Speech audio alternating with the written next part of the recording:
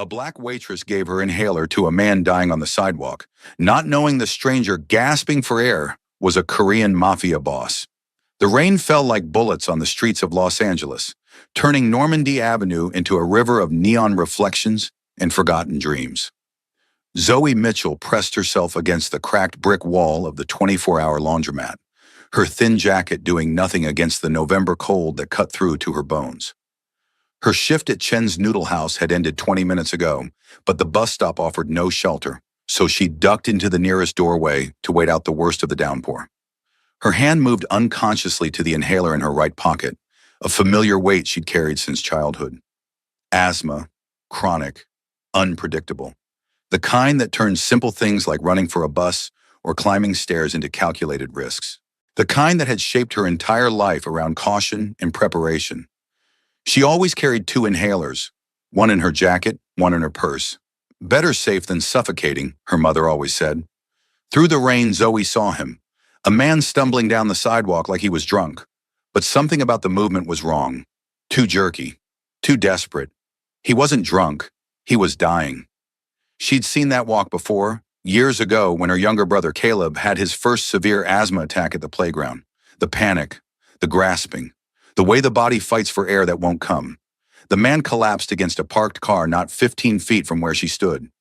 Even through the rain and darkness, Zoe could see his chest heaving, could see the way his hand clawed at his throat, could see the terror in his face as his body betrayed him. People walked past him. Umbrellas bobbed by without stopping. Los Angeles in the rain, everyone in their own world, eyes down, problems invisible. Zoe's feet moved before her brain caught up. She was running through the rain, her own breath already tightening in her chest from the exertion in the cold. But she didn't care. She reached the man just as his legs gave out completely, sliding down the car door to the wet pavement. Up close, she could see he was young, maybe early 30s, Korean, with sharp features now twisted in panic. His lips were starting to turn blue. Hey, I've got you, Zoe said, dropping to her knees beside him. The water from the street soaked through her jeans immediately, cold and filthy, but she barely noticed.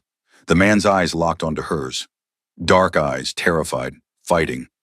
His mouth moved, but no sound came out except a horrible wheezing that Zoe knew too well.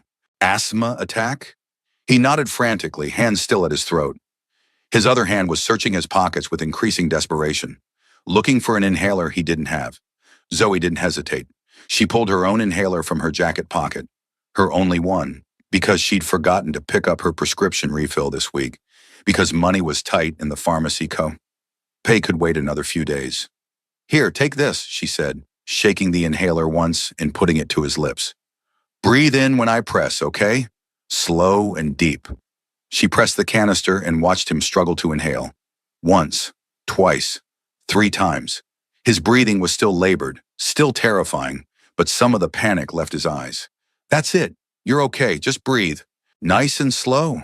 She stayed with him there on the wet pavement, rain pouring down on both of them, one hand on his shoulder to keep him steady, talking him through it the way she'd been talked through her own attacks 100 times. In through your nose if you can, out through your mouth. The medicine's working. Just give it time. You're going to be okay. Gradually, his breathing evened out. The blue tinge faded from his lips. The terror in his eyes transformed into something else. Confusion, maybe, or wonder. He looked at her like he couldn't quite believe she was real, like strangers didn't stop for dying men on Los Angeles streets, like black women in cheap jackets didn't give away their only medication to save Korean men in expensive suits. Because now that Zoe could see him properly, she realized his clothes were expensive. The kind of expensive she only saw in customers who came into Chen's by mistake and left quickly when they saw the plastic menus. His black suit was tailored, his shoes Italian leather now ruined by street water. Even his watch, she caught a glimpse as his sleeve pulled back, was the kind that cost more than her yearly rent. Better? Zoe asked softly. He nodded, still not speaking, chest still heaving but no longer fighting for every breath. Do you have someone I can call? Someone who can come get you? He shook his head, then seemed to reconsider, patting his pockets. His phone was gone, dropped somewhere or stolen. Zoe had seen enough street crime to know both were possible. Okay, here's what we're going to do, Zoe said, making the decision quickly. I'm going to call you an ambulance. You need to get checked out. Make sure. He grabbed her wrist, the movement sudden enough to startle her. His grip was strong despite the attack he just suffered, and his eyes were intense, urgent. He shook his head violently. No ambulance? Sir, you just had a severe asthma attack. You need medical. He shook his head again, more insistent, and pointed at himself, then made a gesture Zoe didn't understand. Then he pulled out a wallet from his inside jacket pocket, waterlogged but intact, and showed her a medical alert card, written in both English and Korean. Park Min-jun, severe asthma, allergic to penicillin, sulfa drugs. Emergency contact, a number with too many digits blurred by water. Min-jun, Zoe read aloud, trying to pronounce it correctly. Is that your name? He nodded, and something in his expression softened at her attempt to say it right. Min-jun, you still need help. If you won't let me call an ambulance, at least let me get you somewhere dry, somewhere safe. He seemed to war with himself, suspicion and gratitude fighting behind his eyes. Then he nodded once, sharp and decisive. Zoe helped him to his feet, supporting more of his weight than she probably should given her own breathing issues. He was tall, at least 6 feet, and solid with muscle despite the lean frame. Together they stumbled down the street, rain still falling, her inhaler still clutched in his hand. There's a hotel 2 blocks from here, Zoe said, adjusting her grip on his waist as they walked. Nothing fancy, but it's clean and dry. Can you make it that far? Another nod. They moved slowly through the rain-slicked streets, past closed shops and flickering streetlights, past homeless encampments huddled under overpasses and late-night convenience stores with barred windows. The Hotel Angelino had seen better days, probably sometime in the 1970s, but it had a working lobby and a clerk who barely looked up from his phone as Zoe half-carried Min-jun through the door. I need a room, she said, fumbling for her purse with the hand that wasn't supporting a stranger. Just for tonight, something cheap. $80, the clerk said in a bored monotone. Cash only. Checkout's at 11. Zoe's heart sank. She had $47 in her wallet. Tips from tonight's shift plus what was left of her paycheck after rent. Not enough. She started to say they'd figure something else out when Min-jun shifted, reaching into his own jacket. He pulled out a money clip, because of course he had a money clip, and peeled off what looked like $200 bills without even counting. Slid them across the counter to the clerk, who suddenly became much more attentive. Keep the change, Zoe said quickly, helping Min-jun toward the elevator. We appreciate the discretion. The room was exactly what $80 bought in this part of LA. Small, vaguely clean, with a bed that had seen better days and carpet that had seen worse ones, but it was dry and warm, and that was enough. Zoe helped Min-jun sit on the edge of the bed, then stepped back, suddenly aware of the intimacy of the situation. She was in a hotel room with a complete stranger. A man she'd just saved, yes, but still a stranger. You should rest, Zoe said, wrapping her arms around herself. Her wet clothes were making her shiver now, adrenaline fading into cold reality. And I should probably go. But Min-jun was looking at her with an intensity that made her pause. He stood, moving with more steadiness now, and crossed to the small desk where hotel stationery waited next to a phone book from 2015. He wrote something, then held it out to her, in precise, careful handwriting. Thank you for saving my life.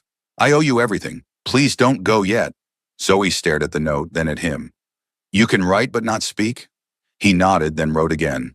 Vocal cord damage. Childhood illness. I can make sounds but not words. Most people don't have patience for writing. You stopped when no one else would. Why?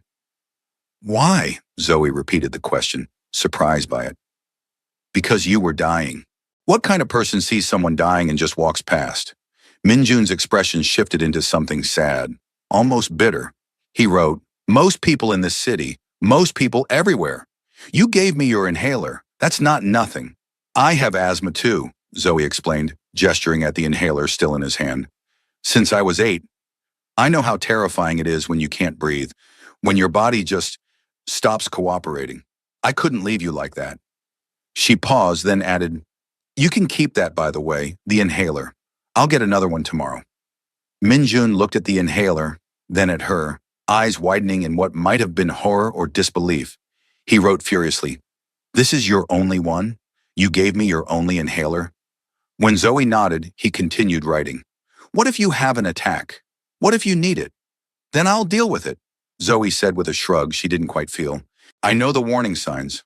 I'll be careful, But you're the one who had the severe attack. You need it more than I do right now." She was trying to sound confident, but the truth was her chest already felt tight. Could be stress, could be the cold rain, could be the beginning of her own attack. But she pushed the worry down. She'd survived worse. Minjun stared at her for a long moment, something working behind his dark eyes that Zoe couldn't read. Then he pulled out his phone. Apparently he'd had it all along, just hadn't wanted to use it earlier. And typed something.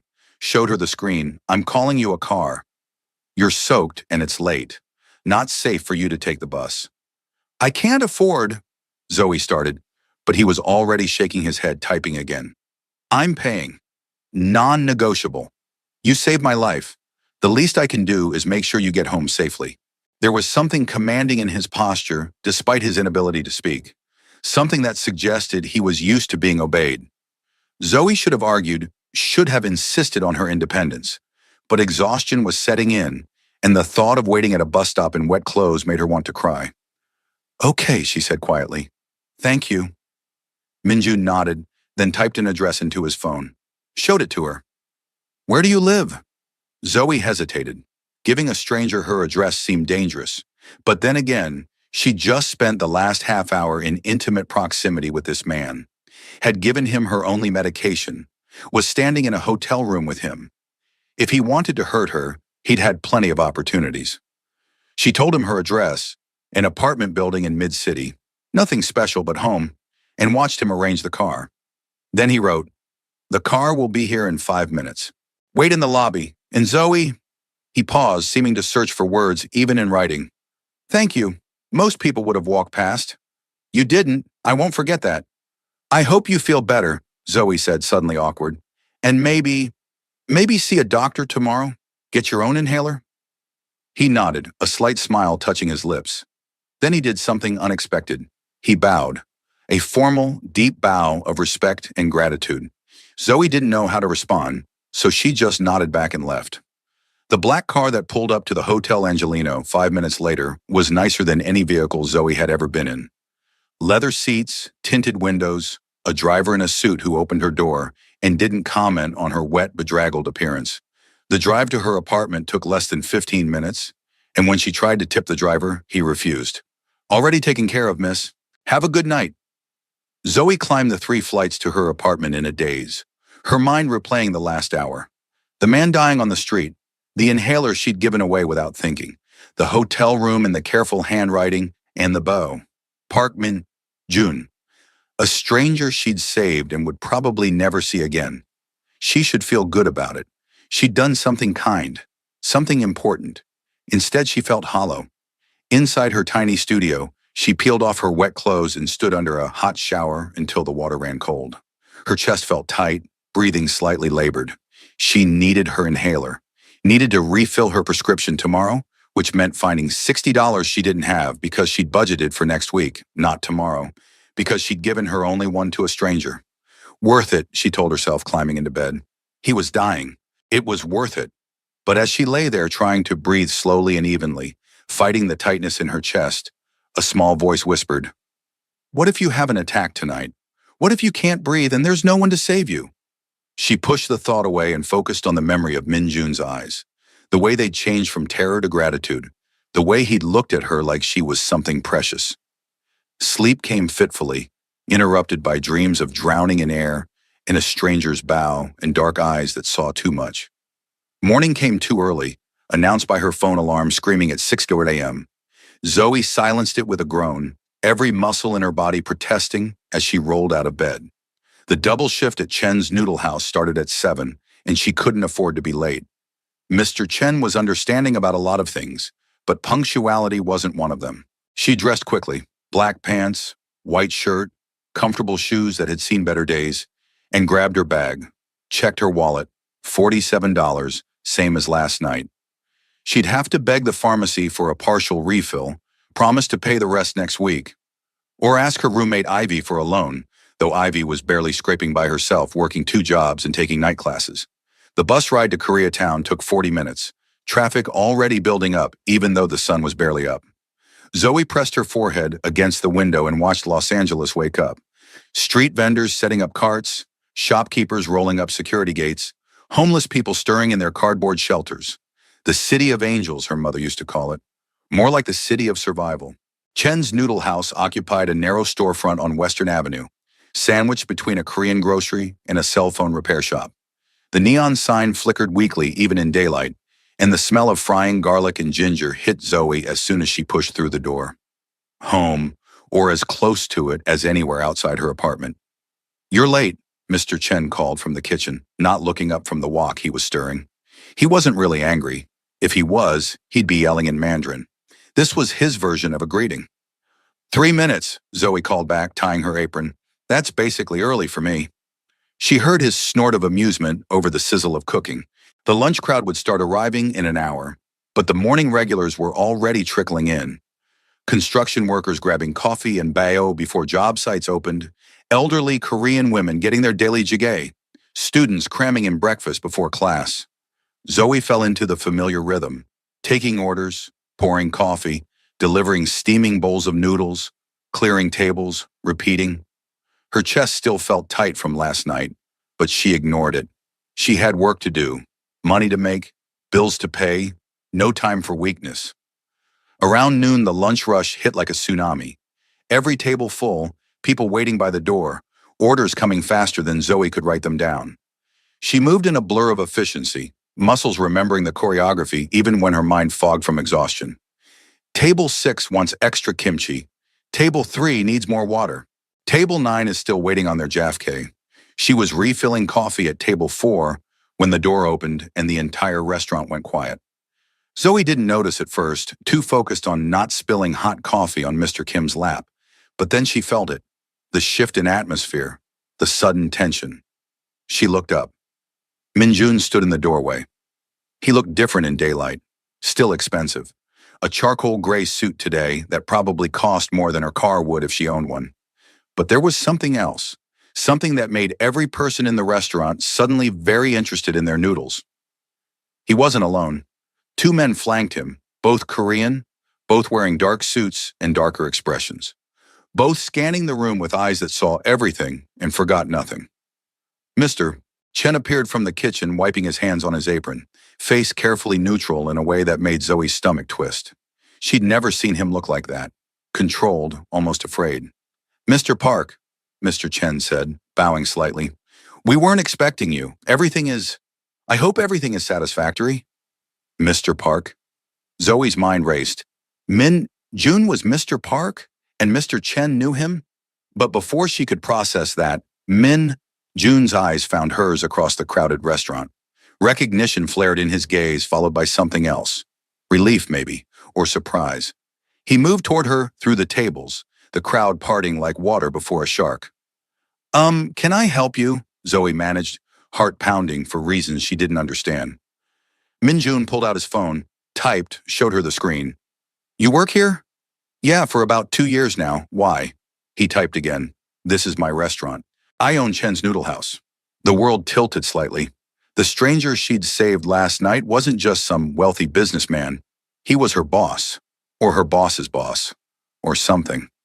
She looked around the restaurant with new eyes, seeing the way people watched them, the way Mr. Chen hovered nearby, the way Minjun's bodyguards, because that's clearly what they were, positioned themselves by the door. "You own this place?" Zoe asked, trying to keep her voice steady.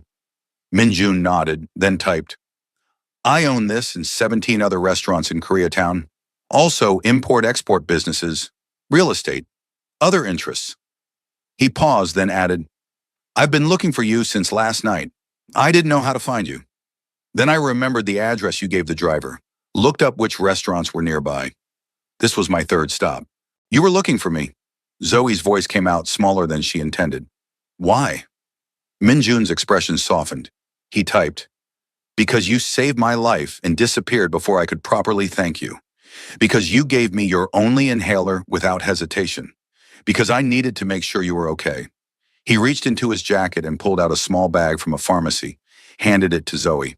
Inside were 3 inhalers, all the same medication as hers, plus a prescription slip with her name on it for unlimited refills. "How did you—" She started, but Minjun was already typing, "I still had your inhaler." Called the pharmacy this morning with the prescription number. Had them transfer it and fill it. You should never be without medication you need. Zoe stared at the bag, throat tight with emotion that had nothing to do with asthma. This is too much. I can't accept. Minjun's hand on her wrist stopped her. Not grabbing, just touching. Gentle. He typed with his free hand. You gave me your last one when I was dying. This is nothing. Please accept it. Around them, the restaurant had returned to its noise and bustle, but Zoe felt like they were in a bubble. Just her and this intense stranger who owned her workplace and had tracked her down to give her medicine. Thank you, she said finally. Thank you. Minjun smiled then, a real smile that transformed his severe features into something almost gentle. He typed, Can we talk? After your shift. There's something I want to ask you. Every instinct Zoe had screamed caution. Rich men who owned multiple businesses and traveled with bodyguards didn't usually want to talk with struggling waitresses. But she remembered his terror last night, his gratitude, the careful bow. Whatever else he was, he'd been genuinely grateful. Human. I get off at 10, Zoe heard herself say. There's a coffee shop 2 blocks down that stays open late. Minjun nodded, typed. I'll be there. And Zoe, thank you for last night, for today, for stopping when everyone else walked past. Then he bowed again, that same formal gesture of respect, and left with his bodyguards trailing behind. The moment the door closed, Mr. Chen materialized at Zoe's elbow. You know Mr. Park? He asked in his accented English, eyes sharp with concern. I met him last night. He had an asthma attack. I helped him. Mr. Chen's expression shifted through several emotions too quickly for Zoe to track. Finally, be careful with that man. He is complicated. Complicated how? But Mr. Chen was already heading back to the kitchen, throwing over his shoulder. Just be careful. Men like that, they live in a different world than us. The warning made Zoe's stomach twist, but she pushed it aside. She had 6 hours of her shift left, and Table 9 was still waiting on their Jafar. The rest of her shift crawled by with agonizing slowness. Zoe's mind kept circling back to Minjun, the way he'd looked at her, the pharmacy bag burning a hole in her apron pocket, the fact that he owned the restaurant where she worked. Different world, Mr. Chen had said. But what did that mean? At 9:30, Ivy showed up to walk her home like she always did when Zoe worked late shifts. Her roommate and best friend since community college. Ivy was everything Zoe wasn't. Tall, outspoken, with natural hair she wore in an impressive crown of locks and zero tolerance for nonsense. Ready to bounce? Ivy asked, lounging against the counter. Actually, Zoe said slowly, untying her apron, I have to meet someone. For coffee. You don't have to wait. Ivy's eyebrows rose. Meet someone? Like a someone? Someone? Girl, please tell me you finally got a man because it's been tragic watching you marry this job. It's not like that. It's complicated. Zoe hesitated, then gave Ivy the abbreviated version.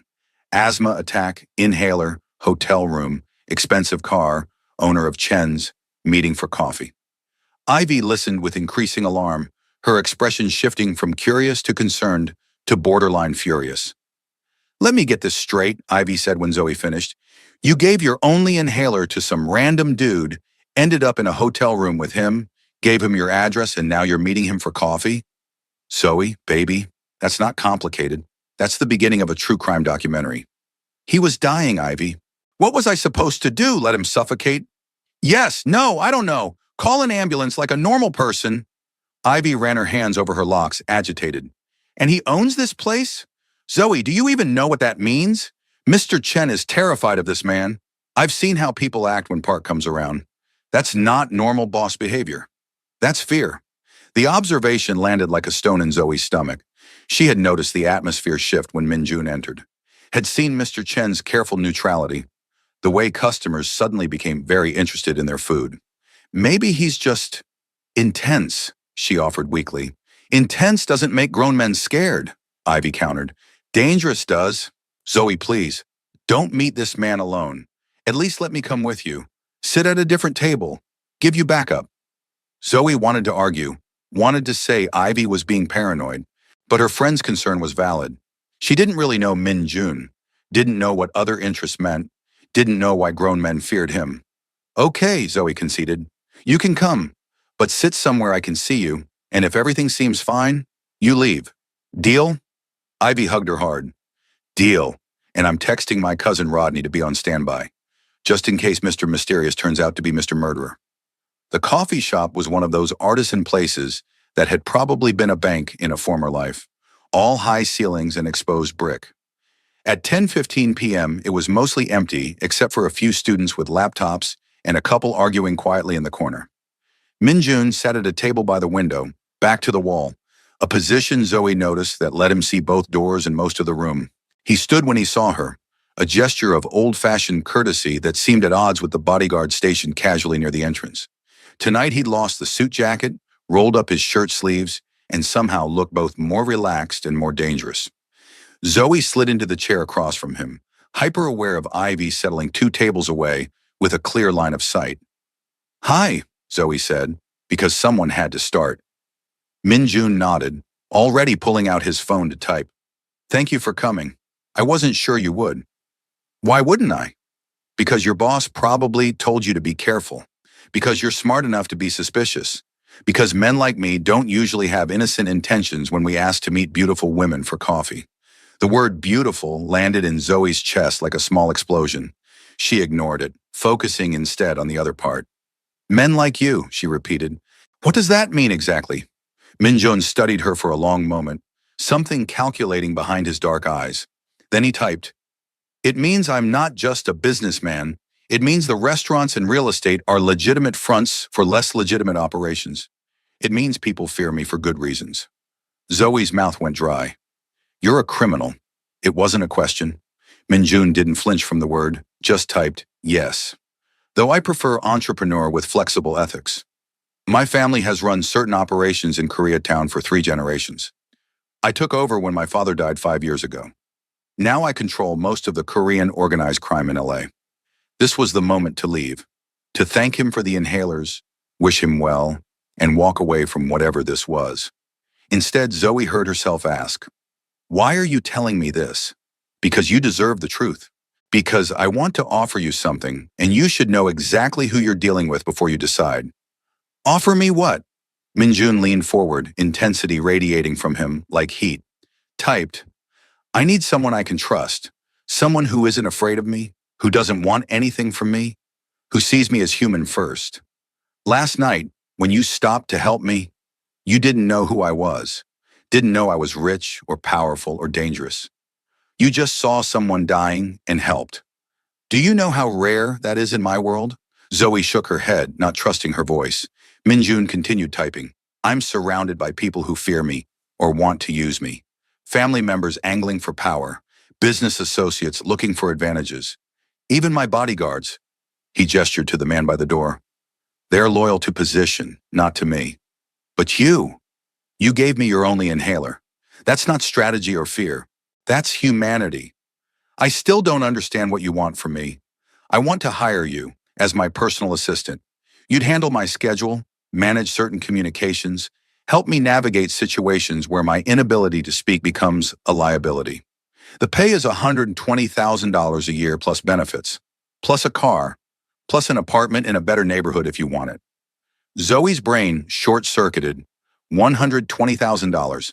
She currently made maybe $30,000 a year between her salary and tips at Chen's. This was impossible. That's insane, she said aloud. You don't even know if I'm qualified. I'm a waitress, not a... Minjun slid a piece of paper across the table. Her resume, the one she'd submitted to Chen's 2 years ago. I know you have a degree in communications from community college, he typed. I know you're bilingual in English and Spanish. I know Mr. Chen says you're the most reliable employee he's ever had. I know you're smart, resourceful, and capable of staying calm in emergencies. He paused, then added, and I know you understand what it's like to communicate differently, to have the world not quite built for you. The last line hit differently.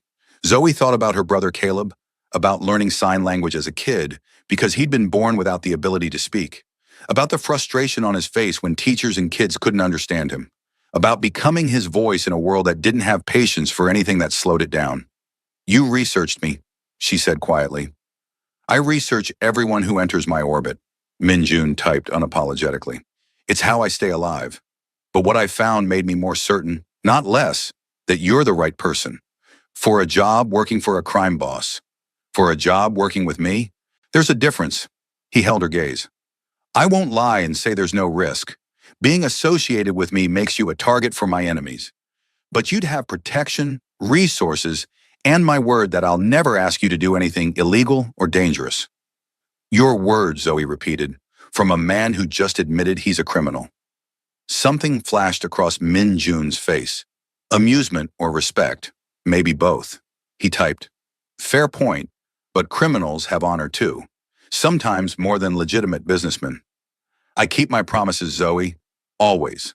And I'm promising you safety, security, and a chance at a better life. In exchange, you give me your time, your skills, and your honesty. Why me? Really, you could hire anyone with better qualifications. Min Jun set down his phone and looked at her. Really looked, like he was trying to memorize every detail.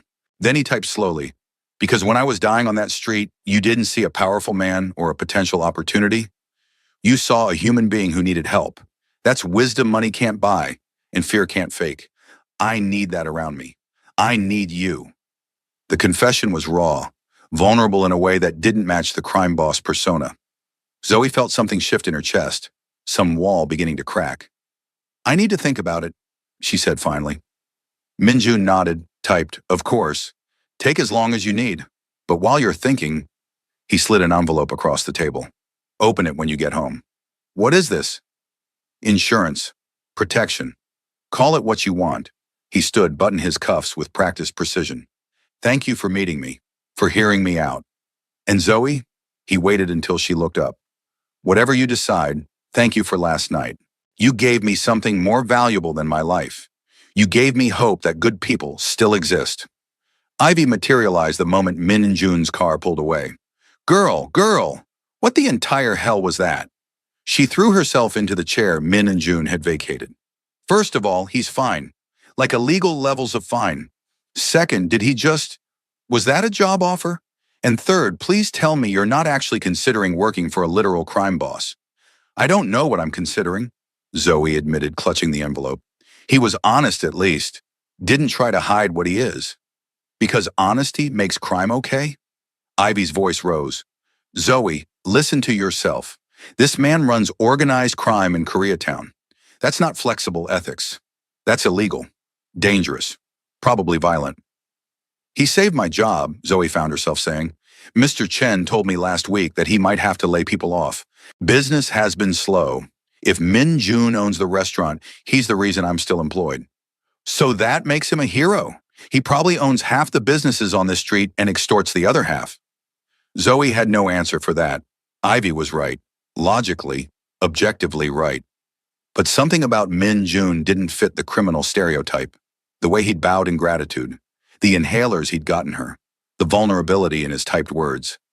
Just, let me think about it, okay? I haven't decided anything. Ivy sighed, deep and worried. Fine, think. But Zoe, just promise me you'll be smart about this. Whatever's in that envelope, whatever he's offering, remember that men like him don't give without expecting something back. And usually what they want costs more than money. Back in her apartment, Zoe stared at the envelope for a full 10 minutes before opening it. Inside was a check for $10,000. A note in Min Jun's precise handwriting, for emergencies, for security, for peace of mind. No strings attached. Whether you take the job or not, this is yours. Consider it a thank you for my life. MJ $10,000. More money than Zoe had ever seen in one place. Enough to pay off her credit cards, cover 6 months of rent, finally fix her car that had been making concerning noises. Get Caleb the specialized equipment he needed for his graphic design course. She picked up her phone to call Min Jun to tell him she couldn't accept this, but realized she didn't have his number. Instead, she texted Mr. Chen. Can you give me Park Min Jun's number? I need to talk to him about something. The response came immediately. Zoe, be very careful. Mr. Park is not a man to owe debts to, but he sent the number anyway. Zoe stared at it for another 5 minutes, then typed, I can't accept this money. It's too much. The response was almost instant. It's not too much. You saved my life. Money is meaningless compared to that. Please don't insult me by refusing. Zoe, I don't want to owe you anything. Min, June, you don't. This isn't leverage, it's gratitude. Keep it, use it, or burn it if that makes you feel better. But Zoe, please understand, having money you need isn't a debt, it's justice. She read the last message 3 times. It's justice. Like her struggling was an injustice that money could correct. Like he saw her barely scraping by and considered it wrong in a way that demanded correction. It should have felt condescending, insulting even. Instead, it felt like being seen. Really, truly seen for the first time in years. Zoe, if I take the job, what would I actually be doing? Day to day. June, managing my schedule, taking calls and messages, accompanying me to meetings to help communicate when writing isn't practical, helping me navigate situations where my silence is a disadvantage. Think of it as being my voice in a world that doesn't understand silence. Zoe, and the illegal stuff, June, you'd know it happens. You'd be around it peripherally. But I'd never ask you to participate. I have people for that. I need you for the legitimate parts of my life, for being human in a world that's forgotten how. Zoe, I need a few days to think. June, take all the time you need. The offer stands. And Zoe, sleep well. You're safe. I made sure of it. That last message should have been creepy. Instead, Zoe found herself checking her locks with less anxiety than usual, climbing into bed feeling safer than she had in months. She dreamed of dark eyes and careful handwriting, and a bow that spoke of respect she'd never quite earned before. 3 days later, Zoe walked into Chen's noodle house for what she thought might be her last shift. She'd made her decision lying awake at 3 a.m., Caleb's voice in her head reminding her that opportunities didn't knock twice for people like them, that sometimes you had to take risks to change your life, that being afraid of success was just another way of staying small. She found Mr. Chen in the kitchen, chopping vegetables with the precision of a surgeon. I need to talk to you, she said. He didn't look up. You're taking Mr. Park's offer. Not a question. How did you? Because I've watched you these 3 days. Watched you thinking. You have that look, like someone seeing a door they didn't know existed. Are you angry? Zoe asked quietly. Mr. Chen finally met her eyes. Angry? No. Worried, yes. Sad to lose best waitress, yes. But angry? Zoe, you think I don't know what it's like to work 3 jobs and still never have enough? You think I don't remember being young and hungry and desperate for chance? He set down his knife. I came to America with nothing. Mr. Park's father gave me loan to start this place. I know what that family is, know what they do, but I also know they keep promises. So you think I should take it? I think you should be smart. Use resources he gives you. Learn everything you can. Save money, make connections. And always, always have exit plan. He returned to chopping. And Zoe, don't fall in love with him. Men like Park Min-jun, they don't love back same way. Too dangerous. Too broken. The warning settled in Zoe's chest like a stone. Fall in love with June? The thought hadn't even occurred to her. This was business, a job, a way out of poverty. Zoe texted Min-jun that night. I'll take the job. When do I start? The response came within seconds. Monday. I'll send a car for you at 8 a.m. Wear something professional but comfortable. We have a lot to discuss. Then a moment later, thank you, Zoe. You won't regret this. She hoped he was right. Monday morning arrived with the weight of transformation. Zoe stood in front of her closet, staring at clothes that suddenly seemed inadequate. Professional but comfortable. What did that even mean for a crime boss's assistant? She settled on black slacks and a burgundy blouse that Ivy had once said made her skin glow, pulled her natural hair into a neat bun, and applied minimal makeup. The car that arrived at 7:55 was the same one from the night of Min-jun's attack. Sleek, expensive, driver in a crisp suit. This time Zoe noticed details she'd missed before. Bulletproof windows, reinforced doors, the subtle bulge under the driver's jacket that suggested a weapon. She was entering a different world. Mr. Chen's words echoed, always have exit plan. Min-jun's office was in a high-rise in downtown LA, 20th floor with views that stretched to the ocean. The space was minimalist, glass and steel and expensive art that Zoe didn't recognize. But what caught her attention was the wall of photographs in the back corner. All of them featured Min-jun with various people. An older Korean man who must be his father, a beautiful woman who might be his mother, Groups of serious-looking men in suits. Good morning. Zoe turned to find Min Jun emerging from an interior office, dressed in a navy suit that probably cost more than her rent. He smiled, genuinely smiled, when he saw her and typed into his phone. You came.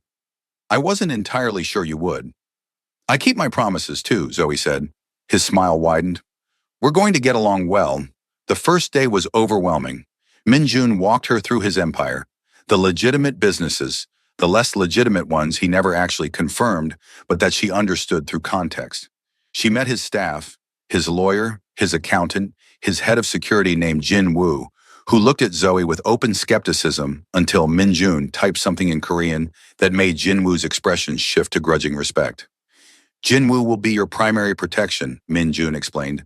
He'll accompany you anywhere you go until my enemies understand you're off limits. You really think someone would hurt me just because I work for you? Min Jun's expression darkened. He typed, I know they would. In my world, leverage is currency. You're close to me now. That makes you valuable. That makes you a target. The reality of it hit Zoe like cold water. This wasn't just a better job with better pay. This was danger. Real, physical danger. Maybe I should, she started, but Min Jun cut her off by gently taking her hand. Typed with his free hand, I will never let anyone hurt you. That's not empty promise. That's blood oath. You're under my protection now. Anyone who touches you answers to me. And Zoe? He waited until she met his eyes. No one wants to answer to me. There was something fierce in his gaze, protective and possessive in equal measure. It should have frightened her. Instead, Zoe felt safe, safer than she'd felt in years. Okay, she said quietly. I trust you. Something shifted in Min Jun's expression, softened. He released her hand and typed, You shouldn't trust me this quickly. I'm still a dangerous man. Dangerous to your enemies, Zoe found herself saying. Not to me. How do you know? Because you bowed. That first night in the hotel room. You bowed to me like I was someone important, like I mattered. Dangerous men don't bow to waitresses. Min Jun stared at her for a long moment, then typed, My father taught me that power without respect is tyranny, that the measure of a man isn't who fears him, but who he honors. You saved my life when you had every reason not to. That deserves more than a bow. It deserves everything I can give you. The intensity of the statement made Zoe's breath catch. This wasn't just gratitude. This was something deeper, something that felt dangerous in an entirely different way. Before she could respond, Jin Woo appeared in the doorway, speaking rapid Korean. Min Jun's expression shifted instantly, all business, all sharp focus. He typed, Problem at the restaurant on 6th. I need to handle it. Come with me. Time to see what your job really entails. The restaurant on 6th was one of Min Jun's properties, a higher-end place called Moonlight that catered to business professionals and wealthy families. When they arrived, Zoe immediately sensed the tension. Staff huddled in worried clusters. A man in a police uniform stood by the bar, notepad in hand, looking uncomfortable. Min Jun strode in with the confidence of ownership. Jin Woo at his shoulder, Zoe trailing behind, trying to look professional. The police officer, Detective Martinez according to his badge, straightened when he saw Min Jun.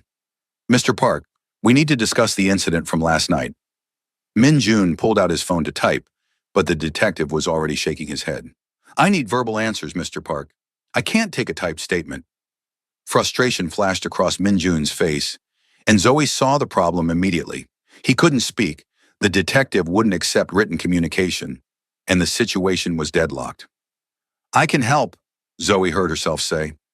Both men turned to look at her. I'm Mr. Park's assistant. I can translate his statements for the record. Detective Martinez looked skeptical. And you are? Zoe Mitchell. I started today. She showed him her brand new company ID that Jin Woo had given her that morning. Mr. Park will type his answers. I'll speak them aloud for your notes. That's standard accommodation under the ADA. The detective's skepticism didn't fade, but he couldn't argue with the law. Fine, but I need clear, complete answers. Min Jun shot Zoe a look that might have been gratitude or surprise, then started typing. Zoe read aloud. Mr. Park states that he was not present at the restaurant last night. He was at his downtown office until 11 p.m., then went directly home. His head of security can confirm. The questioning continued for 20 minutes. Minjun typing, Zoe speaking, Detective Martinez growing increasingly frustrated as his questions yielded nothing useful. Finally, Mr. Park, I have 3 witnesses who say they saw someone matching your description arguing with the victim before he was assaulted in the parking lot. Minjun's jaw tightened. He typed rapidly and Zoe read, Mr. Park notes that many Korean men in expensive suits frequent this area. He requests descriptions more specific than his general appearance. He also notes that without security footage or more concrete evidence, witness identification is unreliable at best. Are you refusing to cooperate? Mr. Park is fully cooperating within his legal rights. He's answered all your questions honestly.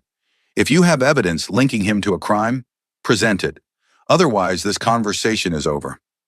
The words came out of Zoe's mouth with more confidence than she felt, but Minjun's slight nod told her she'd said exactly what he wanted. Detective Martinez closed his notebook with a snap. This isn't over, Park. I know what you are. I know what you do. And one of these days, I'm going to prove it. Minjun typed something and Zoe read, keeping her voice neutral. Mr. Park looks forward to your continued investigation into legitimate business operations. He's always happy to cooperate with law enforcement. The sarcasm was evident even through her translation. After the detective left, Min Jun turned to Zoe with something like awe in his expression. Typed, You were perfect, calm, professional, legally sound. Where did you learn to handle police interrogations? I didn't, Zoe admitted. My brother used to get hassled by cops all the time. Being mute made them suspicious. I learned to advocate for him. Learned the ADA. Learned what they could and couldn't demand. Guess it translates. Your brother is mute? Since birth, congenital vocal cord issue. He communicates through sign language and text-to-speech. It's why I learned sign language when I was a kid. Something profound shifted in Minjun's expression. He typed, So you understand what it's like to be silenced. To have the world assume silence means stupidity or guilt.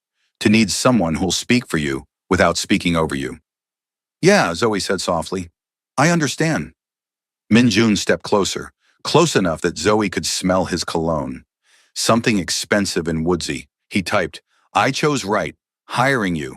You're not just qualified, you're perfect, like you were made for this role. The intensity in his eyes made Zoe's heart race. I'm just doing my job. No, you're being my voice in a way no one else has ever managed. Do you know how rare that is? How valuable? His hand came up, hesitated, then gently touched her cheek. Thank you. Zoe should have stepped back, should have maintained professional boundaries. But something about the way he looked at her, grateful and vulnerable and intense, kept her frozen. You're welcome, she whispered. Jin Woo's pointed cough broke the moment. He said something in Korean that made Min Jun's hand drop and his expression shift back to business. Min Jun typed to Zoe, We need to check on the staff. Make sure they understand what to say if police return. I'll need you to communicate my instructions. The rest of the day was a crash course in Min Jun's world. Zoe met his restaurant managers, his distributors, people who spoke in careful euphemisms about inventory and protection services. She learned to translate Minjun's typed instructions into verbal commands that staff responded to with immediate obedience. And she began to understand the scope of his empire. Vast, intricate, straddling the line between legal and illegal with practiced precision. By the time they returned to the downtown office at 7 p.m., Zoe was exhausted. But Minjun wasn't done. He typed, Dinner.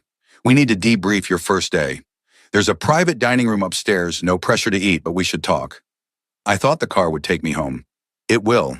After we talk. Please, Zoe. Just an hour. The private dining room turned out to be attached to Min Jun's personal apartment, a penthouse that made his office look modest. Floor-to-ceiling windows, minimalist furniture, a kitchen that looked like it belonged in a restaurant. The dining table was already set for 2, food laid out from what looked like a very expensive catering service. You planned this, Zoe said, taking in the setup. Min Jun had the grace to look slightly embarrassed. Typed, I hoped you'd stay. Wanted to celebrate your first day and to thank you properly for how you handled the detective. With expensive food? With conversation. The food is just an excuse. He pulled out her chair, old-fashioned courtesy that made Zoe's heart flutter. They ate bulgogi, kimchi, perfectly steamed rice, Banshin spread across the table, while Min-jun typed questions and Zoe answered. He wanted to know everything: her childhood in South Central, her parents who worked constantly, her brother Caleb and the challenges of growing up mute in a hearing world, her dreams of being a teacher that died when money ran out. Why teaching? Min-jun asked. Because I know what it's like to be overlooked, Zoe explained. To have people assume you can't because of something you are, rather than something you've done. I wanted to be the teacher who saw potential in kids everyone else gave up on. Wanted to make a difference. You still can. In this role. Min-jun leaned forward, intent. My community center project. It needs someone who understands education, who gets what it means to be marginalized. I want to offer classes for immigrant kids, job training, ESL. But I need someone to run it who has vision. Someone like you. I'm your assistant, not a program director. You're whatever I need you to be. And right now, I need you to build something that honors my father's memory while actually helping people. He typed rapidly, passion evident even through text. My father came here with nothing, built an empire through crime because legitimate opportunities didn't exist for him. But he always said if he could do it again, he'd build something that helped others rise without needing to break laws. I want to do that, and I want your help. Zoe stared at him, this complicated man who ran criminal operations while dreaming of community centers. Why me? Really? You could hire actual program directors with experience. Because experience without heart is just bureaucracy. You have heart. You stopped for a dying stranger. You defended me to police. You understand what it means to be voiceless and need an advocate. That's worth more than any degree. You put a lot of faith in someone you barely know. Min-jun set down his phone and just looked at her. Really looked, with an intensity that made Zoe's breath catch. Then he typed, I know you better than you think. I know you gave your last inhaler to a stranger. I know you work double shifts to send money to your parents. I know you visit your brother every Sunday and help him with his graphic design work. I know you're kind in a world that punishes kindness. That's not barely knowing someone. That's understanding who they are. You really did your research. I protect what's mine. And Zoe, whether you realize it yet or not, you're mine now. My employee. My responsibility. He paused, seemed to reconsider, then finished. My priority. The possessive language should have alarmed her. Instead, it sent warmth flooding through Zoe's chest. Your priority, she repeated softly. Yes. June stood, came around the table, offered his hand. Dance with me? There's no music. There doesn't need to be. And somehow that made perfect sense. Zoe took his hand and let him pull her close. Let him sway with her in the silence of his penthouse apartment. They moved without music, without words, just breath and heartbeat and the electricity of proximity. I'm falling for you, June typed with one hand, his phone pressed between them where she could see it, his other hand warm on her waist. I know it's too soon. I know it's inappropriate. But I need you to know, because I don't lie. Not to you. Zoe's heart was pounding so hard she could feel it in her throat. June! You don't have to say anything. Just know, and know that I'll never pressure you. Never use my position against you. If you want this to be purely professional, I'll respect that. But Zoe, I had to tell you, had to be honest. She should have pulled away, should have insisted on boundaries. Instead, Zoe found herself rising on her toes, found her lips meeting his in a kiss that tasted like possibility and danger and something that might be love. Min-jun made a sound, actual vocal sound, rough and desperate, and pulled her closer, kiss deepening until Zoe forgot where she ended and he began.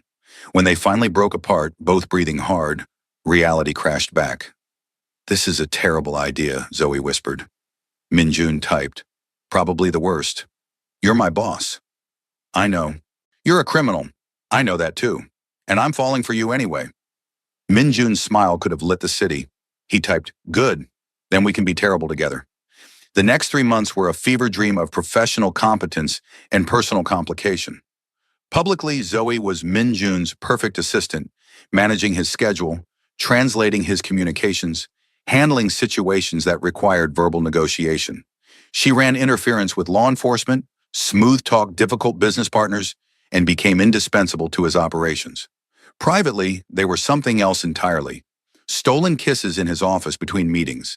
Late-night dinners in his penthouse that turned into mornings. Conversations typed on phones and spoken aloud that revealed depths Zoe had never imagined. Minjun was brilliant and broken, honorable and ruthless, capable of ordering violence while funding scholarships for immigrant children. "You're a walking contradiction," Zoe told him one night, lying tangled in his sheets after making love that left her breathless. Minjun typed, "I'm a product of my world. Born into violence, raised to lead, trying to build something better while maintaining what is. Is it hypocritical? Yes, but it's the only way I know to honor both my father's legacy and my own conscience. What if you could leave it all? Start over somewhere new? With you?" The question came with such hope that Zoe's heart ached. "Yeah, with me." Minjun was quiet for a long time, fingers tracing patterns on her skin. Then, "I'd want to. God, I'd want to. But Zoe, you don't just leave this life. It follows you, my enemies, my allies. Everyone who depends on the structure I maintain, they wouldn't just let me walk away." "So what? We just keep living like this. You running your empire, me pretending I don't know the details, both of us waiting for the other shoe to drop? Is that so terrible? Having this? Having us?" "No," Zoe admitted, "but it's not sustainable either. Eventually, something's going to force a choice." She was right. The choice came 2 weeks later in the form of federal agents at Minjun's office door. Zoe was reviewing schedules when they burst in, badges high, weapons drawn, shouting commands that turned the world into chaos. She watched them put Minjun in handcuffs, watched him try to explain with frantic typing that they ignored, watched them drag him toward the door. "Wait!" Zoe's voice cut through the chaos. "What's he charged with?" "RICO violations," the lead agent said. "Racketeering, money laundering, conspiracy. We've been building this case for 3 years. He has rights. He needs a lawyer. He can't speak. You can't interrogate him without proper accommodation. He can write." The agent dismissed her concern. "And he will, in a federal holding cell. Ma'am, step back. This doesn't concern you. I'm his assistant, his translator. You can't just step back or you'll be arrested for obstruction." The threat was clear. Zoe stepped back, watched them take Minjun, watched him look at her with eyes full of fear and fury and something that might have been goodbye. The moment they were gone, Zoe was calling Jin Woo. "They took him. Federal agents, RICO charges. What do we do?" "We?" Jin Woo's voice was cold. "You're an employee, Miss Mitchell. This is family business now. Stay out of it." "I'm not staying out of anything. He needs help. He needs you to be smart. If you get involved, you become a target. They'll investigate you, use you against him. Best thing you can do is distance yourself. Claim ignorance." "I won't abandon him." Jin Woo sighed, deep and weary. "Then you're a fool, but a loyal one. Meet me at the lawyer's office in an hour. We'll figure this out." The lawyer, a sharp-eyed woman named Rebecca Chen, was blunt about Minjun's chances. "The feds have wiretaps, financial records, witness testimony. They've been building this for years. Unless Minjun cooperates, testifies against his associates, he's looking at 20 years minimum." "He won't testify," Jinwoo said flatly. "That would be signing his own death warrant. The families he'd betray would kill him in prison." "Then we pray for a miracle," Rebecca said. "Or a really bad prosecution. The arraignment is tomorrow morning. Federal courthouse downtown. They'll formally charge him, set bail, though with RICO, I doubt bail is happening. And here's the problem. Minjun can't speak, can't defend himself verbally in court. Judge will demand competence evaluation." "He's completely competent," Zoe interjected. "He runs a multi-million-dollar operation, manages complex negotiations." "I believe you, but proving it to a judge when he can't verbally respond to questions? That's a challenge. We'll need documentation, expert witnesses, possibly an interpreter." "I can do it," Zoe said. Everyone turned to look at her. "I can translate for him. In court. He types, I speak. It's what I've been doing for months." Rebecca shook her head. "You're not a certified court interpreter. The judge won't accept." "Then certify me. Fast track whatever process exists, or argue 80 accommodation. But Rebecca, you know as well as I do that Minjun's silence will be used against him. He needs a voice. I can be that voice." Rebecca and Jin Woo exchanged glances. Finally, Rebecca said, "It's irregular. The prosecution will object, but it might work. If we frame it as necessary accommodation under the ADA, emphasize that Min Jun's inability to speak doesn't indicate incompetence." She started typing rapidly on her laptop. "I'll file emergency motions tonight. Argue that you've been his primary communication assistant for months, that you're familiar with his communication style, that denying him access to you violates his rights." "This is a bad idea," Jinwoo said. "If you do this, Miss Mitchell, you're making yourself part of the case. Prosecution will dig into your background, question your credibility, and if Min Jun is convicted, you could face charges as an accomplice." "I don't care," Zoe said, surprising herself with the conviction in her voice. "He needs help. I'm not walking away." Rebecca studied her with calculating eyes. "You love him." It wasn't a question. Zoe could have denied it, should have maintained professional distance. Instead, "Yes, I love him, and I'm not letting him face this alone." Jinwoo's expression softened slightly. "Boss chose well. You're either very brave or very stupid. Probably both." The federal courthouse was a fortress of marble and security. Zoe passed through metal detectors, had her bag searched, was escorted to the courtroom by marshals who looked at her with suspicion. Inside, the gallery was packed. Journalists, Min Jun's associates, federal agents, curious onlookers. All eyes turned when Min Jun was let in, wearing an orange jumpsuit and handcuffs. His eyes found Zoe immediately. Something in his expression cracked, relief and regret and love so fierce it took her breath away. The marshal seated him at the defense table next to Rebecca, who immediately leaned in to whisper something. Min Jun shook his head, pulled out a phone the court had allowed him for communication, and typed. Showed it to Rebecca. She frowned, typed back. He typed again, more insistent. Rebecca stood.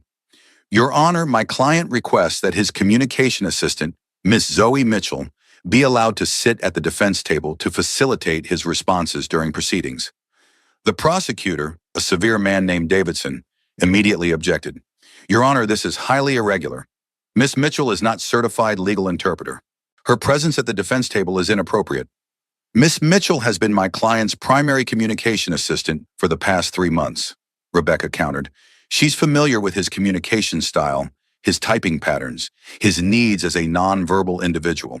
The ADA requires reasonable accommodation for defendants with disabilities. Denying Mr. Park access to his preferred communication method violates his constitutional rights." The judge, an older black woman named Harris, looked intrigued. "Miss Mitchell, please approach." Zoe stood on shaking legs and approached the bench. Judge Harris studied her with sharp eyes that missed nothing. "You understand that facilitating communication for a defendant in a federal RICO case is serious business? That anything you translate could be used as evidence?" "Yes, Your Honor. I understand." "And you're willing to take on that responsibility?" "I am. Mr. Park deserves the right to defend himself in his own voice, even if that voice comes through my words." Judge Harris's expression softened almost imperceptibly. "Well said. I'll allow it on a provisional basis. But Miss Mitchell, you translate exactly what he types. No embellishment, no interpretation. His words only. Understood?" "Understood, Your Honor." "Then take your seat at the defense table." Zoe moved to sit between Min Jun and Rebecca, hyper-aware of every eye in the courtroom tracking her movement. Min Jun's hand found hers under the table, squeezed once. Gratitude and affection and apology all in that single touch. The arraignment proceeded. The prosecutor read charges that made Zoe's blood run cold. Racketeering, money laundering, conspiracy to commit murder, obstruction of justice. Each charge carried years, decades of potential prison time. When Judge Harris asked for Min Jun's plea, he typed and Zoe read aloud. "Not guilty, Your Honor, to all charges." The prosecution argued against bail, flight risk, danger to community, extensive criminal enterprise. Rebecca argued for reasonable bail with monitoring, community ties, no prior convictions, willingness to surrender passport. Judge Harris listened to both sides, then rendered her decision. Bail is set at $5 million. Mr. Park will surrender his passport, submit to electronic monitoring, and confine himself to Los Angeles County pending trial. $5 million. Zoe's heart sank, but Jin Woo was already on his phone, making arrangements. Within an hour, bail was posted. Cash, immediate. the kind of money that proved exactly how extensive Min Jun's resources were. By early afternoon, he was free, electronic monitor strapped to his ankle, standing outside the courthouse in the clothes Jin Woo had brought. "Take me home," Min Jun typed to Zoe. Not Jin Woo, not Rebecca. Zoe. She nodded and they climbed into the waiting car, leaving the circus of media and spectators behind. In the privacy of the vehicle, Min Jun pulled Zoe into his arms, held her so tightly she could barely breathe, and shook with silent sobs that broke her heart. "I've got you," Zoe whispered, running her hands through his hair. "I've got you, and we're going to fight this." Min Jun pulled back enough to type, "You shouldn't have done that. Shouldn't have made yourself part of this. Now they'll investigate you, threaten you, use you against me. Let them try. I'm not going anywhere." "Zoe, you don't understand." "I understand perfectly. I understand that you're facing 20 years for crimes you may or may not have committed. I understand that you can't defend yourself without help. And I understand that I love you enough to risk whatever comes." Min Jun's expression crumpled. He typed, "I don't deserve you." "Probably not, but you've got me anyway." The trial preparation consumed the next 2 months.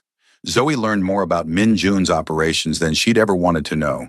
The gambling, the protection rackets, the smuggling operations disguised as legitimate import businesses. She listened to wiretapped conversations, read financial documents that detailed money laundering schemes, reviewed witness statements from people who'd turned against Min Jun to save themselves. "How much of this is true?" she asked one night, surrounded by evidence in Rebecca's conference room. Min Jun didn't insult her by lying. Typed most of it. "The gambling operations are real. The protection services exist. The money laundering happened. But the murder conspiracy? I never ordered anyone killed. That's fabrication from a witness trying to reduce his own sentence. Can we prove that? Maybe. If we can discredit the witness, show he's lying to save himself. But Zoe, even if we win on the murder charge, the rest of it is enough to put me away for years. Then we fight every charge. Make them prove every allegation. Force them to meet their burden." "You sound like a lawyer." "I had a good teacher." She gestured at Rebecca, who smiled slightly. "The real problem," Rebecca said, "is that Zoe's testimony will be crucial. She'll have to testify about Min Jun's communication methods, his competence, his state of mind. The prosecution will try to discredit her, suggest she's biased, imply she's complicit. They'll dig into her background, her relationship with Min Jun, everything." "My background is clean," Zoe said. "I've never been arrested, never been involved in anything illegal, and my relationship with Min Jun started after I became his employee, not before. There's nothing for them to find." "They'll find something," Rebecca warned. "They always do. And Zoe, you need to understand, testifying for Min Jun could destroy your life, future employment, relationships, reputation. People will see you as a criminal's accomplice regardless of the verdict." Zoe looked at Min Jun, this complicated man who'd entered her life through an asthma attack and turned everything upside down. "I don't care," she said quietly. "Let them think what they want. I know who he is. I know who I am. That's enough." Min Jun typed, "I love you." The words appeared on his screen, simple and devastating. "I love you, and I'm sorry for dragging you into this nightmare." "You didn't drag me anywhere. I walked in with my eyes open." Zoe took his hand. "Now let's figure out how to win this thing." The trial began on a gray Monday in March. The courtroom was packed with media, Min Jun's associates, federal agents, and curious onlookers eager to see a mafia boss taken down. Zoe sat at the defense table, Min Jun on one side, Rebecca on the other, trying to look calm while her heart raced like a trapped bird. The prosecution's opening statement painted Min Jun as a ruthless criminal mastermind who'd built an empire on violence and fear. They promised evidence, wiretaps, documents, witness testimony, that would prove beyond doubt his guilt on all charges. Rebecca's opening was different. She acknowledged Min Jun's business operations while questioning the prosecution's characterization, emphasizing reasonable doubt, and highlighting the questionable credibility of witnesses motivated by plea deals. Then came the witnesses. One by one, people from Min Jun's world took the stand and testified against him. Some were clearly lying. Their stories contradicted evidence, shifted under cross-examination. Others were telling truth that made Zoe's stomach turn. Yes, Min Jun ran gambling operations. Yes, he collected protection money. Yes, he laundered cash through his restaurants. But the murder conspiracy remained unproven. The key witness, a former associate named Lee, testified that Min Jun had ordered a hit on a rival gang member. Under Rebecca's cross-examination, his story fell apart. Dates didn't match security footage. Recorded conversations he claimed existed couldn't be produced. And when pressed, Lee admitted he was testifying to avoid a 20-year sentence of his own. "So you're lying to save yourself," Rebecca stated. "Objection!" the prosecutor shouted. "Sustained," Judge Harris said. "Rephrase, Ms. Chen." "Mr. Lee, isn't it true that you'd say anything the prosecution wanted to avoid prison?" "I'm telling the truth." "A truth that conveniently emerged only after you were offered a plea deal?" Lee shifted uncomfortably. "I didn't want to betray Mr. Park, but I had to protect my family." Rebecca pulled out a document. "Your plea agreement states your sentence depends on the successful prosecution of Mr. Park. If he's acquitted, you face the full 20 years, correct?" "Yes." "So your freedom literally depends on Mr. Park's conviction." "That doesn't mean I'm lying," but the damage was done. The jury's skepticism was visible. When it was the defense's turn, Rebecca called Zoe to the stand. The prosecutor's objection, the witness is biased, romantically involved with the defendant, was noted but overruled. Zoe swore to tell the truth and sat in the witness box, acutely aware of every eye in the courtroom on her.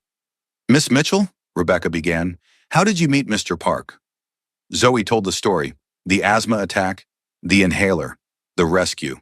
Described Min Jun's gratitude, the job offer, her role as his communication assistant. She was careful, factual, avoiding emotional language. "And during your time as Mr. Park's assistant, did you ever witness him ordering violence?" "No, never." "Did you see evidence of the murder conspiracy alleged by the prosecution?" "No. I saw a businessman managing restaurants and legitimate operations. I saw someone who couldn't speak defending himself from law enforcement, who didn't understand his disability. I saw a man trying to build community programs while maintaining his father's legacy." The prosecutor's cross-examination was brutal. "Miss Mitchell, isn't it true you're romantically involved with the defendant?" "Yes." "So you have personal motivation to lie for him?" "I have personal motivation to tell the truth. I love him, yes. But I love him for who he actually is, not who I'm pretending him to be. If I'd seen him order someone killed, I'd be testifying for the prosecution." "You expect us to believe that?" "I expect you to examine the evidence. I've never lied under oath. I have no criminal record. I'm a community college graduate who worked as a waitress before Mr. Park hired me. I have nothing to gain from lying and everything to lose. But I'm here because he deserves the truth, and the truth is that I never saw evidence of murder conspiracy. But you admit he runs gambling operations, protection rackets, money laundering schemes. I admit I was aware his business had questionable elements. But awareness isn't participation. I was his communication assistant, not his criminal accomplice. Yet you're defending him now. I'm translating for him. There's a difference. And yes, I'm defending him from charges I don't believe are true. That's not criminal. That's human." The prosecutor tried several more angles, but Zoe held firm. She was honest about what she knew, clear about what she didn't, and unshakable in her conviction that Min Jun hadn't ordered anyone killed. When she finally stepped down, Min Jun's eyes were bright with tears he couldn't shed in public. He typed on his phone, showed it to her as she passed. "Thank you for everything." The trial lasted 6 weeks. 6 weeks of testimony, evidence, legal arguments. 6 weeks of Zoe sitting beside Min Jun, translating his typed responses, watching him fight for his life through words on a screen. 6 weeks of falling deeper in love with a man who might spend the next 20 years in prison. The jury deliberated for 3 days. Zoe spent them in Min Jun's penthouse, neither of them sleeping much, just holding each other and pretending the world outside didn't exist. "If they convict me," Min Jun typed on the 3rd night, "I need you to promise something." "Don't. Promise me you'll move on. Build a life. Don't wait for me." "I can't promise that." Zoe: "No. If they convict you, I'll be here when you get out. I'll visit every chance I get. I'll fight for appeals. I'll wait. Because that's what love means. You don't get to ask me to stop." Min Jun pulled her close and Zoe felt tears on her neck. His tears, silent and devastating. "I don't deserve you," he typed. "You keep saying that. I keep staying anyway." The verdict came on a Thursday. Guilty on racketeering charges. Guilty on money laundering. Guilty on conspiracy, not guilty on murder conspiracy. Lee's testimony too questionable, evidence too thin. Zoe watched Min Jun's face as each verdict was read, watched him remain stoic and controlled even as his world collapsed. Sentencing was set for 2 weeks later. Outside the courthouse, media swarmed. Zoe pushed through them, Min Jun's hand in hers, Jin Woo clearing a path. They made it to the car, made it back to the penthouse, made it through the door before Min Jun finally broke. He collapsed on the couch, pulled Zoe down with him, and shook with sobs that had no sound but shook his entire body. "We'll appeal," Zoe said fiercely. "Rebecca says there are grounds. The wiretap evidence might be inadmissible. The jury instructions were questionable. We're not done fighting," Min Jun typed. "I'm looking at 15 to 20 years. Even with appeals, even with good behavior, I'll be 45 when I get out. You'll be 43. Your whole life wasted waiting for a criminal. My life, my choice. And Min Jun, you're not a waste. You're the man I love. The man who built community centers while running an empire. The man who bowed to a waitress because she helped him. The man who's fighting to be better than his father's legacy. That's worth waiting for. You're worth waiting for." He kissed her then, desperate and grateful and full of a love that transcended words typed on screens. They made love that night like it might be their last time, slow and fierce and tender all at once. And afterward, lying tangled together, Min Jun typed, "Marry me." Zoe's breath caught. "Before sentencing, before they take me away. I want you to be my wife. Want you to have everything I own if the worst happens. Want legal protection for you. But mostly, Zoe, I just want to call you mine in every way that matters." "Yes," Zoe whispered. "Yes, you impossible man.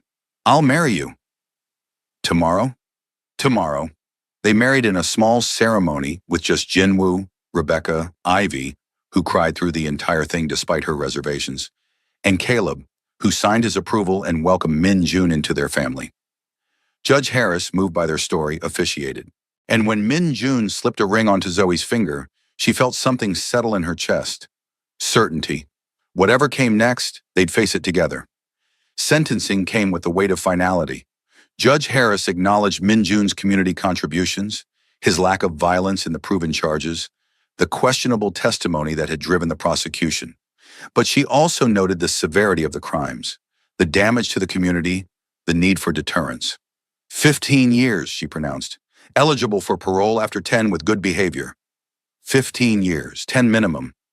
Zoe felt the number like a physical blow, but Min Jun squeezed her hand, typed with his free hand.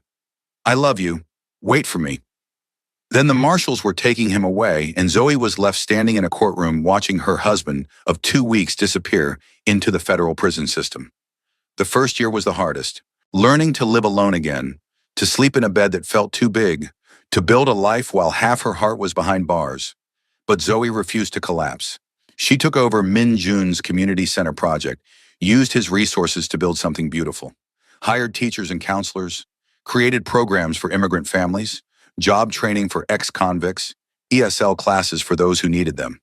She visited Min Jun every week, watched him adapt to prison life with the same grace he'd shown in the boardroom. He learned ASL in prison, really learned it, not just basics, so they could communicate through glass without phones or typing. Their conversations became a mix of sign language and mouth words, intimate despite the barriers. "The center is thriving," Zoe signed during one visit. "We served 200 families last month, got 15 people placed in jobs, 3 passed their GED. Min Jun's smile was genuine. "You're changing lives. We're changing lives. This is your vision. I'm just executing it." "No, you made it real, made it matter. I'm so proud of you." Years passed. The center expanded. Zoe's reputation grew, not as a mob wife, but as a community leader. She spoke at conferences about accessible education, advocated for communication rights, built partnerships with local governments and nonprofits. And every week she returned to that prison, returned to Min Jun, returned to a love that distance and bars couldn't diminish.